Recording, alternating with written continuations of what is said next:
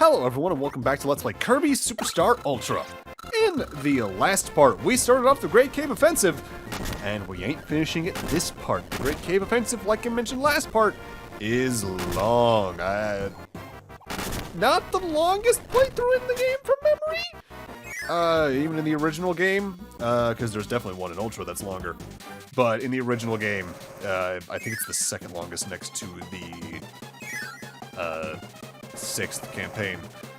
With that said, now we've reached the old tower. This is arguably the most interesting part of Great Cave Offensive to me, because it's the most optional.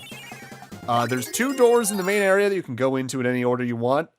Starting from the bottom is technically the fastest way to get everything, though. But you can just go all the way to the left of the main castle area and just ignore it. You can head straight to the final of the 4 major sections, like that.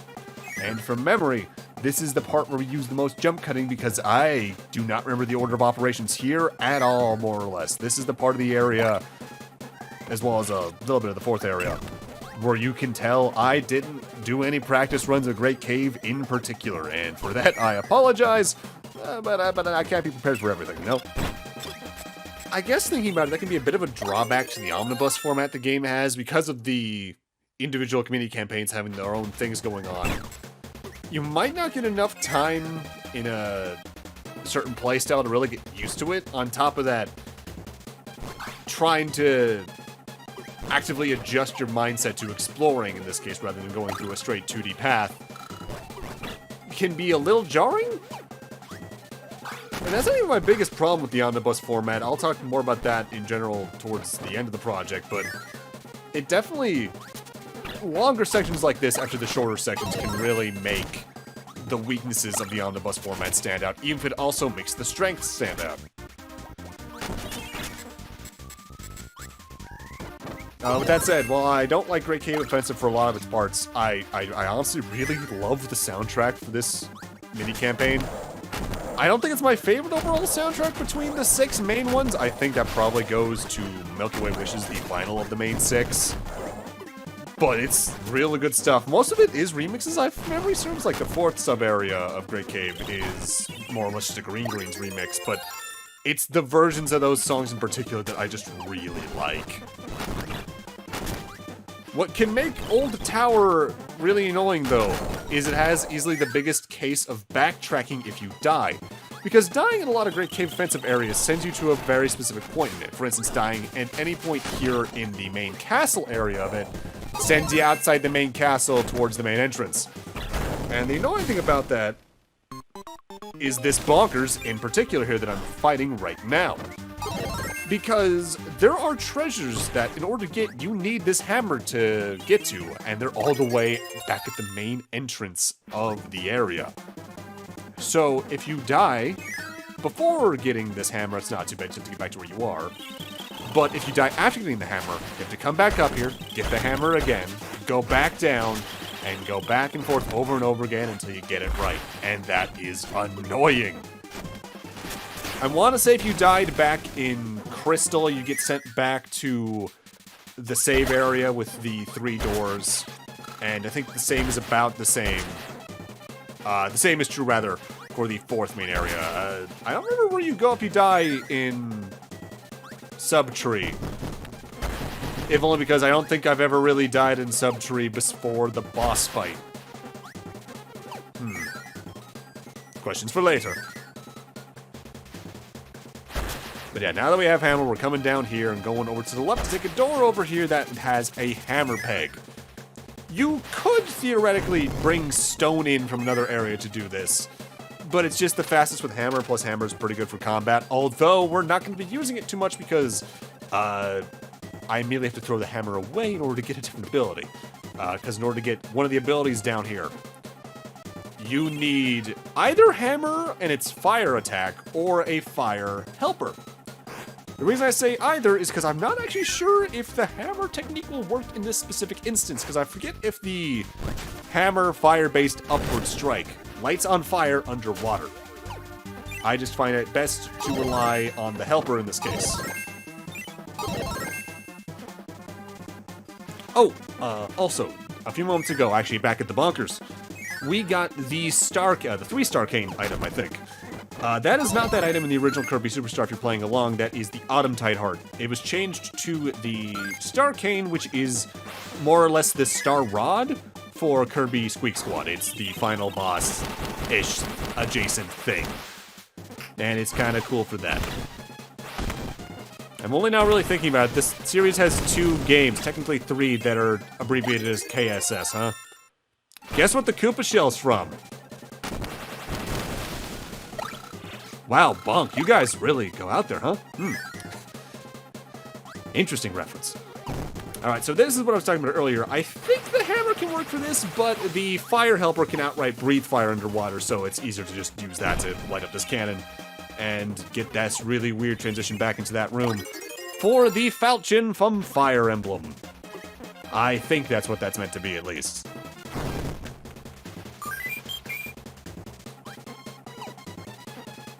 If it's not, I guess I'll eat my hat.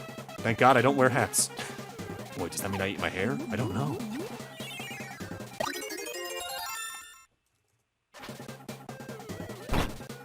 With that, we are now done in this section that we needed Hammer to get to, so we can now progress back up in the area. In fact, I'm actually going to do a jump cut back to that area we saw earlier in a few moments, where there was all the yo-yo enemies in the red brick area. I think it was like 2 rooms after the bonkers? Ish? We saw it earlier all the same. This is mostly just to save on backtracking time. Plus, when I was here earlier, I didn't grab the item we could grab, as, frankly, I needed the bonkers to take care of the peg. Yo-Yo is an ability I tend to underestimate, rather, because it has a really interesting move where you spin upwards, and you're completely invincible during it, so it's kind of a good way to cheese around some boss fights. I just find its strength leaves a lot to be desired in my eyes against boss fights. It's still good. I want to say from memory, I spent the most time as a kid playing this in Old Tower, if only because its layout is definitely the most maze-like, because it's overall technically all optional. Is it hard? I wouldn't say necessarily, but it's definitely annoying for me to traverse. Oh, also, that microphone enemy. I haven't inhaled it the entire time, but that does give you a copy ability. It gives you the mic ability, which is 3 uses of a, I think, weaker crash ability that just has funnier animations. This treasure chest is a little annoying to grab. Gotta jump over the sleep statues, because touching one of these with Kirby puts you into the sleep power-up, which does nothing but actually put you to sleep and waste time. Oh, hi, Mr. Saturn. No wonder you're so shielded, because you break the shields. Minor tip, if you have a helper around, kind of push them into the copy essences, because they can absorb it and just let you run through it. A little awkward, but it's worth it just to avoid the stress of having to jump over it, because those jumps are weird. They're tight, but as long as you hold right, it's also very easy to make it past them. Hesitation is the worst enemy in those jumps in my eyes. Okay, yeah, that's something I actually forgot happens entirely. There's technically 2 different variants of helpers in the game. Ones that can fly, and ones that can't. The ones that can't just kind of jump up, but if you off-screen them enough, they warp onto you and weigh you down while you yourself are floating. A little annoying. It's definitely there more for the multiplayer. I would just recommend, if you can, touch down really quickly to just drop them off and then just continue to float, because it really is a very minor annoyance. The next couple of treasures in particular are some of my least favorite, even though they're ultimately not that hard to grab. What makes the first one potentially dangerous is that if you miss it, you are almost immediately close to death. Because at the top left of this room, you enter a door that gets you into a small room with a chest, with an auto-scroller directly moving you to the right. If you get touched to the right wall, you are dead instantly. In fact, I believe those lava blocks on the right are making the shape of a skull. So be careful. It's weirdly like the only auto-scrolling section, I think, in the entirety of Old Tower, too. But immediately after that, I don't do this for another moment, so I actually have to cut to go get this. You want the stone power for what's coming up, because I think it's the only way you can break some blocks coming up. And what's really annoying is you want to go back first and get a fire helper again before you do this, as you're going to need that in the upcoming section after that. And neither of those powers are here at the boss fight, so I gotta backtrack and get some of those. The reason you want stone, it can easily crush the blocks in the water. A lot of your powers when you're in water aren't active. I think it's mostly like sword, maybe hammer, and stone that still work like this. So, yeah, it's kind of weird. At least I think you have a couple of options, but be careful all the same. Additionally, and this general direction is going to be the tightest timing-based treasure chest, I believe, in all Great Cave Offensive, so be a little careful with that. Thankfully, you're going to need fire for that, so at least you'll have potentially some ways to move fast. Thanks to the move you do if you dash and jump and then press B before you land with it. Be careful on this bridge, though, because it's basically entirely destructible. Although seeing Stone transform reminds me, Stone starting in Superstar got a little fun as a power-up.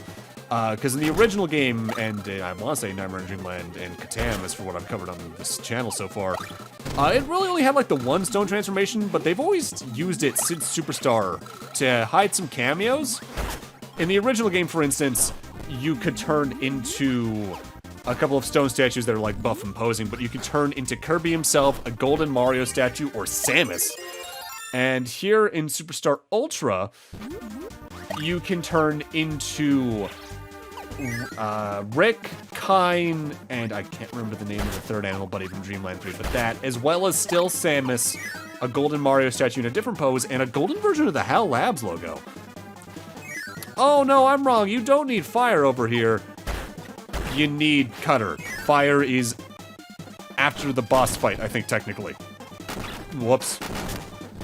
But yeah, so now I have to go all the way back and get another Cutter buddy. I'm just gonna cut that out because if you go down through that exit, you end up back having to go through the entire area again. Again, Old Tower is an interesting area for Great Cave Offensive, but it's also the most annoying to navigate. Although I guess you don't need Cutter outright for that rope. You can use a couple of things that have cutting abilities. Ninja can do it, Cutter can, Sword can, I believe. So you have some options, but Cutter is probably going to be the fastest one to find on top, outside of Ninja in the area. If you're wondering where Ninja is, there are two of them in the first room in the actual castle, like if you enter through the lowest door. So, pretty quick to get, overall. That's the King's Cape item, which, look-wise, I believe is meant to be King DDD's cape, and the fan base in general believes that as much to begin with. Why that's down here, I don't know, but it is. Great Cave is a little weird now that I think about it, because it's one of the few Kirby things that seldom gets brought up outside of some references to direct boss fights or items. Like, a lot of Kirby stuff surprisingly has lore behind it, or shows back up in later games if it's from an earlier game. For instance, the ending of the 5th mini-campaign here in Superstar is referenced in a specific world in Squeak Squad, for instance. It's kind of like how the Mega Man Zero ZX games would reference some of the earlier, later versions of themselves by just having some random stuff in the background, like High Leg Orabuckle being in the background to the first boss fight in ZX. Something I actually forgot to mention back in my ZX Advent LP is somewhere in Area F. Or was that ZX Original? Either way, you can see Children in Arabida somewhere in there. This is Chameleon Arm. Chameleon Arm likes to hang up on the walls a lot, but he'll otherwise try to roll into you or try to swallow you with his own tongue. But for him, I'm using the first instance, and only instance for a little bit here, of the Plasma ability, which I wrote off a lot as a kid just because I thought it was the same as the Spark ability from Nightmare in Dreamland, Catan, all those where you just kind of electrify around yourself. It's not, it's that thing's big brother. It has similar abilities, but its main attack is to fire forward a slight bit of electricity. And if you mash the D-pad around in a circle or move around and guard and tap it all around, you start building up static, and eventually Kirby glows. And firing that glow as an attack is one of the strongest attacks in the game. And because you can fire it from a distance, it's also one of the safest to use on boss fights.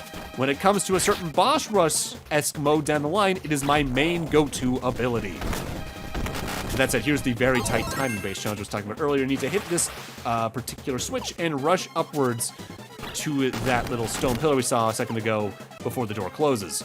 My best advice for things like this is actually to climb the ladders and not try to fly up them, because Kirby climbs ladders in this game faster than he flies. That can even be seen as early as last part, where during the little switch maze where there's several switches and you have to hit in a row, climbing the ladder is the fastest way to get past one portion of that. Little weird, but oh well. I am deliberately fire right now once again though, because we are in 2 towers, and on the tower on the right, you need to light up some candles in order to see the door you need to enter. Thankfully there's no timing challenge over there, but it's a little annoying all the same. Although it could be like Adventure / Nightmare in Dreamland, where if you just know where the door is, you could enter it, I believe. I just don't know where the door is offhand. Because this is not a Kirby game I outright revisit often. I'd say this is my first playthrough of the game probably since... going for, like, real number here, not just a guess, probably 2014, 13? About a decade? It's been a bit. I'm leaning towards it being the latter of those 2 years, but I can't remember exactly which, because one of those 2 years on summer vacation between high school years, I went on a marathon just beating a lot of games, even if they're ones I had already beaten before, and making a list to see how many games I could beat before the end of summer vacation. I want to say the total was around 50 some odd games, including ones I did for LP. So it's been a little bit, and it's weird looking back at how long it's been. Oh, also, something I should note, they actually do mark on the inventory screen if you pause the game where certain areas end in terms of the items. So, like, there's 4 different partitions, so you can figure out if you found everything in the area, even if you're not looking directly at the map. So there's only 15 items left, and they're all in the 4th and final subsection of the Great Cave. But with that, I'm gonna need to end this off here. Thank you guys for watching, and in part 5, we're gonna go finish off this Great Cave. And I forget if we start the next mini-campaign in that part. I haven't edited that part in like 3 days, and I got real distracted with some of the later parts. This LP has crashed my editing software a lot. If I don't render proxy videos, DS footage does not temper well with me. See you guys then.